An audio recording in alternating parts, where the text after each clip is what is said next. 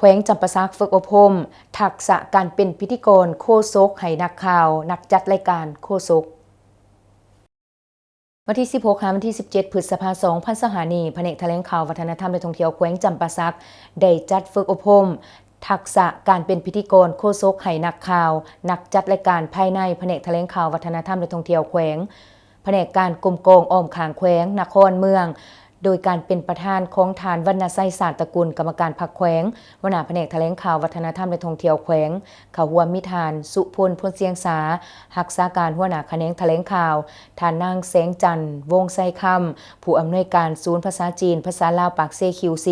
มีแขนงการห้องการกองวิชาการที่เกี่ยวข้องจากวิทยากรจากศูนย์กลางและภายในแขวงเขาร่วมในสุดฝึกอบรมครั้งนี้สมณกรได้เรียนรู้พื้นฐานหลักการเว้าผ่านสื่อหลักการเว้าผ่านหน้ามวลชนและการใส่ศัพท์ภาษาที่เป็นพิธีกรทางการหลักการเขียนเว้าภาษาลาวให้ถูกต้องและเหมาะสมกับงานทางการเรียนรู้หลักการเขียนบทพิธีกรบุคลิกภาพและเทคนิคที่จำเป็นสำหรับการเป็นพิธีกรจากนี้ก็มีการแนะนำบทเรียนจากประสบการณ์ตัวจริงในการเป็นพิธีกรและโฆษกในงานสำคัญระดับแขวงและระดับศาสตร์เติมอีก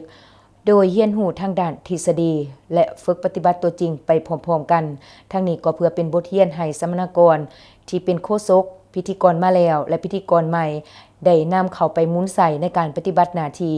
ในการเป็นพิธีกรของตนให้มีประสิทธิผลสูงขึ้นกว่าเก่าเป็นหลักการเป็นพื้นฐานก็คือเพิ่มทวีหลักการเว้า